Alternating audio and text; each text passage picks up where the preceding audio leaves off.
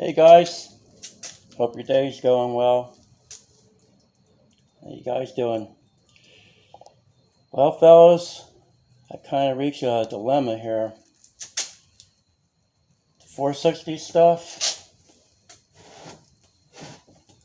is going on hold for a while, fellas. It's just, it started out fun for me, and what I've done is make it where it's not fun. This was going to be an easy build, just maybe put the engine in stock, and I did it to myself, guys. It's one of them deals where it's hard to explain. I'm in over my head with these heads because now I want them to do a certain thing. I know they're capable of doing a certain thing. It's just I don't want to make any mistakes along the way. So therefore, I want to take the time to just make sure whatever I do to these heads is right. Because the last thing I want to do is finish porting these thinking I'm doing what I think is right, and then find out I have to put epoxy back on them. So they're going on hold for a while, fellas. So my 460 buddies, please hang in there with me. And the reason I'm doing this, hold on one second, guys. Sorry about that. I had to reach for something here.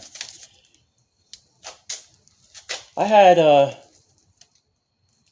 one of my favorite shows on, probably my favorite show on YouTube the other night. No, it is my favorite. I just don't want to be biased, but I have to be. It's the truth.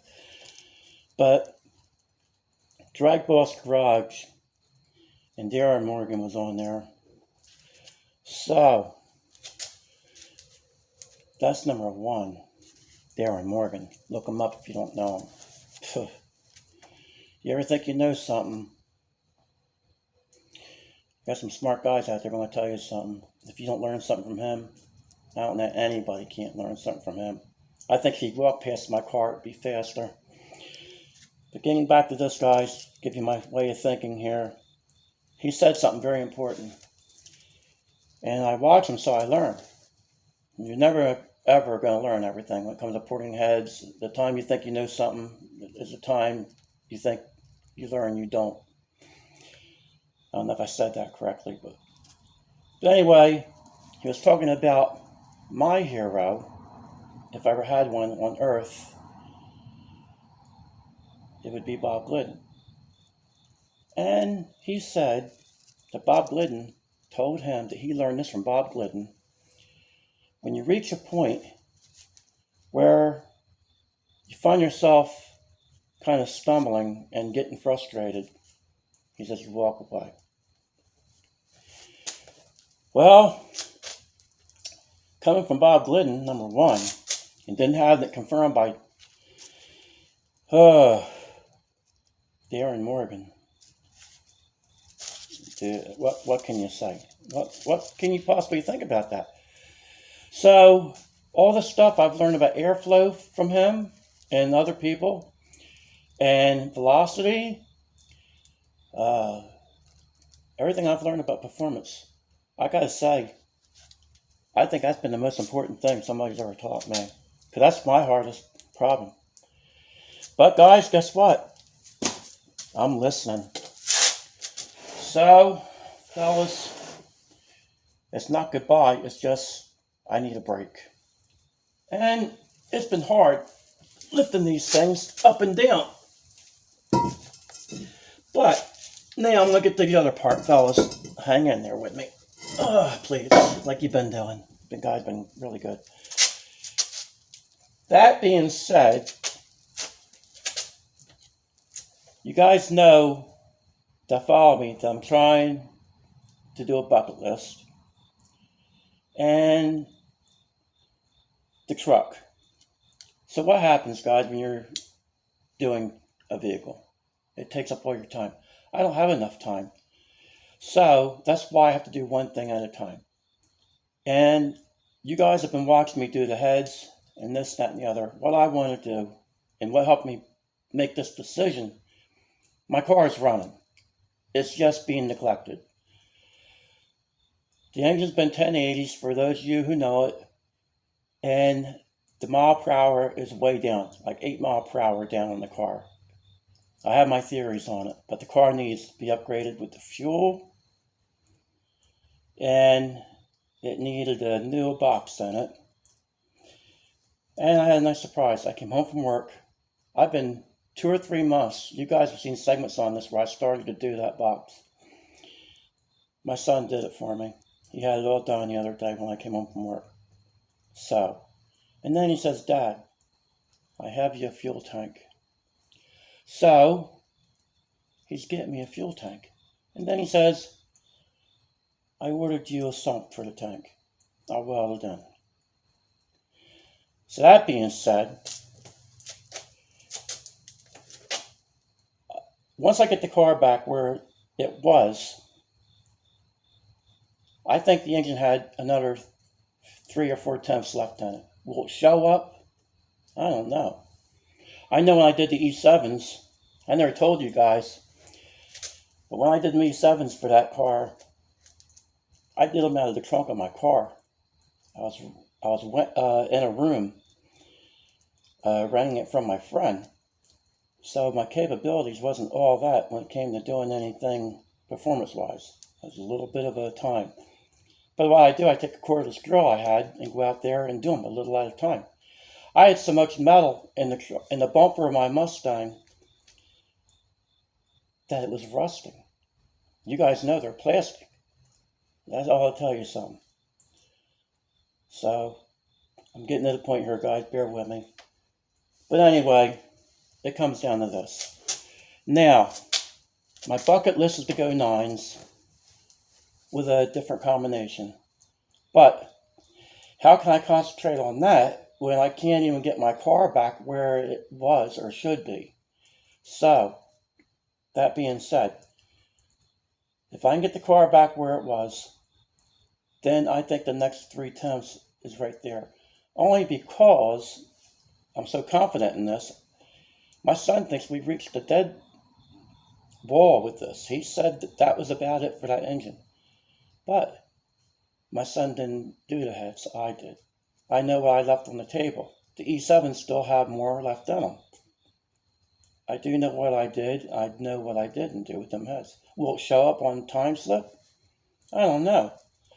I just thought about it and I said, I left about 20 to 30 horsepower on the table out of them heads.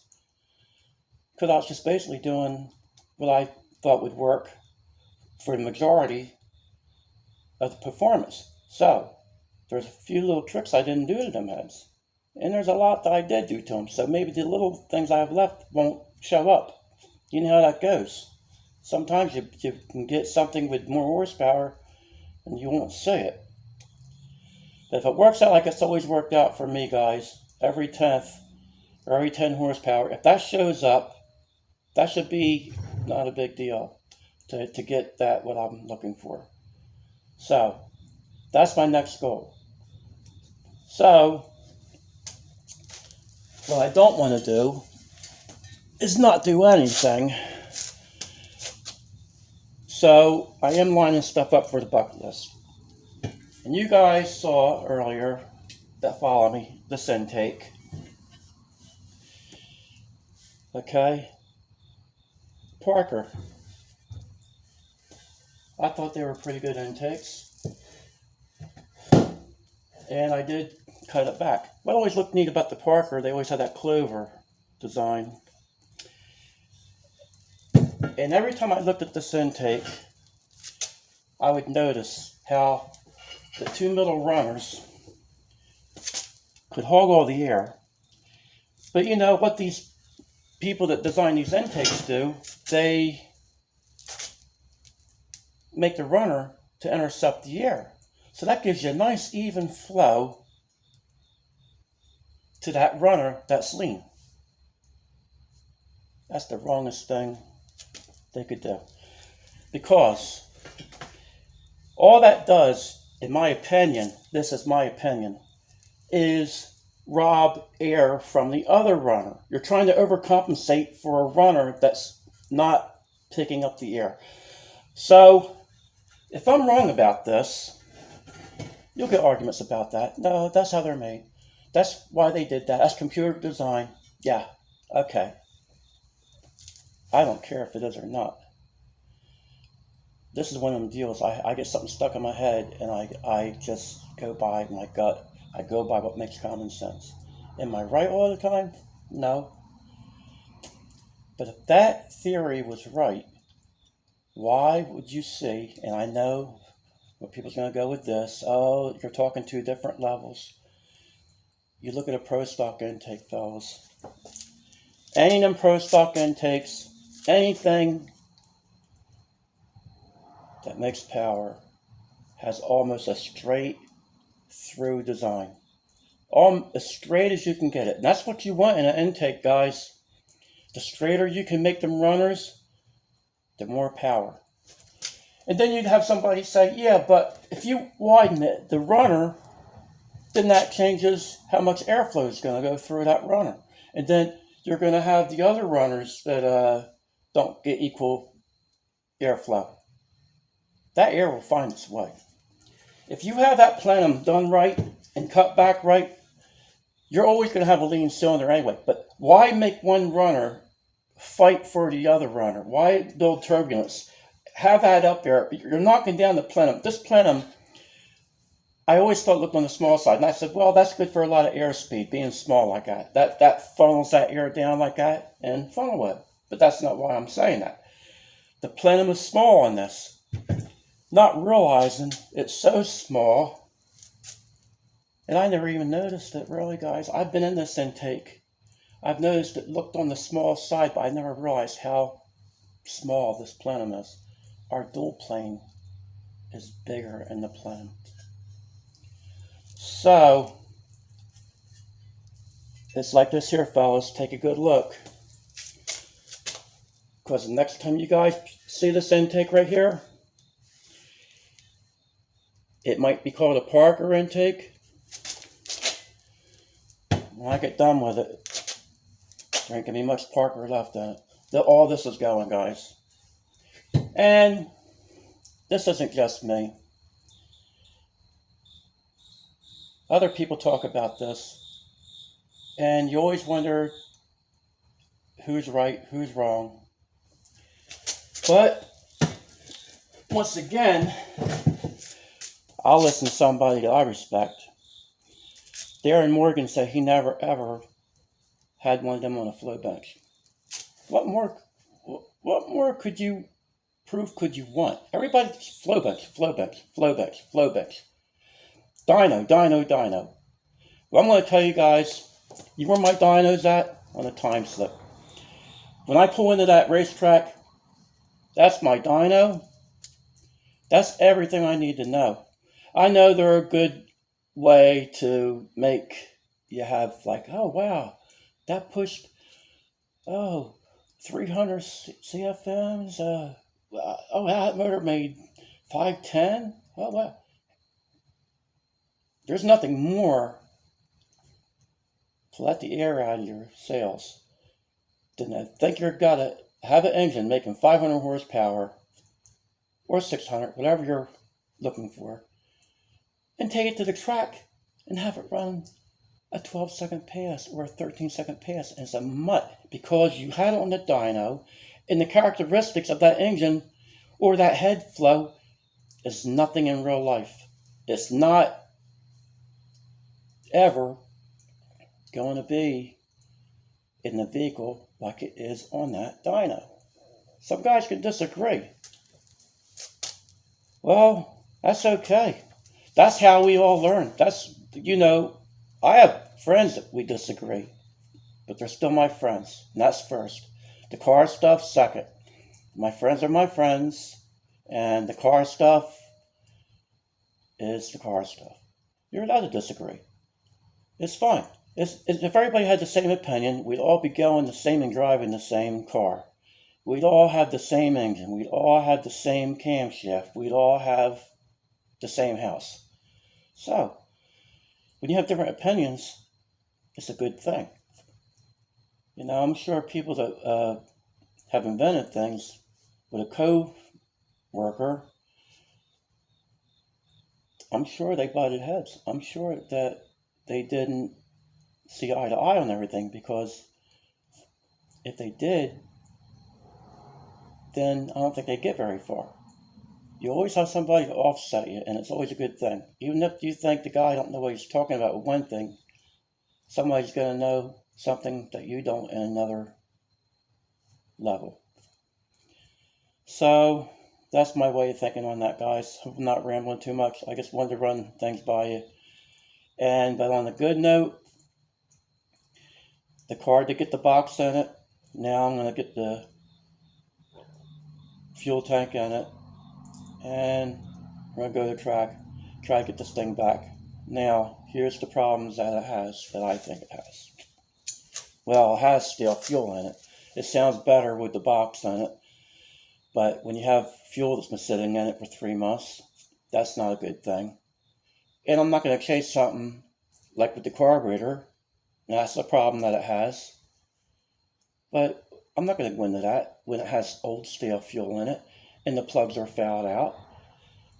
So I'm going to wait till I get the fuel tank in it. I'm going to say fuel cell. It's a fuel tank, fellas. It's not a fuel cell. I was going to put a cell in it, and I changed my mind. I really don't want to cut that car up like that because it's original. I mean, it's not a race car. All these cars that we run, they're not race cars. They're actually my son was daily driving these cars, and then it got to be where he couldn't afford insurance. It's the only reason sometimes he would take the car on the trailer to go race people. Then they thought they were, of course, a race car because it's coming on the trailer. But that's the only reason, because it's hard to have 5 or 6 vehicles on insurance. But anyway, guys, I'm just trying to explain things. I hope I'm even making the point that I start out to make half the time on these YouTube videos. I start out with one thing and end up with something different, and I lose my track of mine.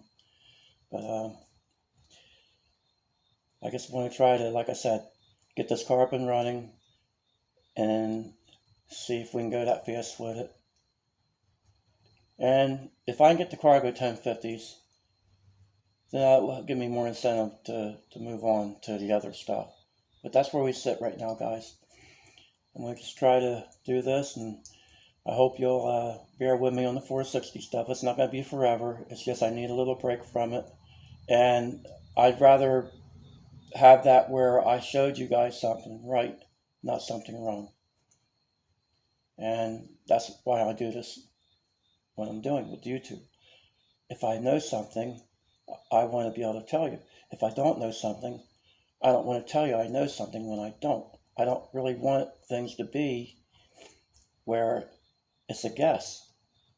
And if it's a guess, if it's my opinion, I tell you that. I don't ever want to tell you something and mislead you. So that's where that leaves that. But one doing every time I get in this garage, guys, sorry about that. I do want to say, everyone's been wonderful to me. There's only a few people you're going to have on YouTube that you're always going to have a couple people that, maybe say or do something. That's life in general. We have that in our own families, so I'm not going to hold that against anybody, but I want to thank everybody. You guys have been so supportive to me, and I can't express enough how much I appreciate that. So that's why this is so important, guys. That's why I'm taking the time to do this video right now. I really wasn't going to do one tonight, but I owe it to you. I think I owe you some conversation, what's going on, why you're seeing this 1 minute, why you're seeing me jump to the other heads next minute. And that's what I've been doing, jumping back and forth, because I just don't have the time to concentrate on one thing. And I do have some things that need to get done for other people. And that's always first on my book. I don't like to stand anybody up that has something that they're waiting on. I wouldn't like it, and I don't ever want to do that to anybody that I'm doing something for. The LS heads I came off of, the guy told me he doesn't really think he's going to need them until next year. Well, that's what he said. Now, he's working on the car, because he got the other car he had out of the way. So now I got to get back on them. If he wants them done, I want to get them done. So that might be the only thing that might get in the way a little bit here. As of right now, I'm going to try to concentrate on the Mustang, and only the Mustang. That's my plan. So, even this. I'm getting this ready for the next engine. So it'll be done. I don't want it to be where I go to do the bucket list for you guys and have you guys sitting around waiting, and I have an intake to do. So I have time right now to do this, so that's why I'm doing what I'm doing. So I hope that clears it up a little bit, fellas, why I took the time to make this video. Hope I didn't ramble too much, guys. But look, once more, I appreciate it. You guys stopping to see what I'm up to. And we're going to try to have a little bit of fun, fellas. So y'all have a good night and take care. Thank you, fellas.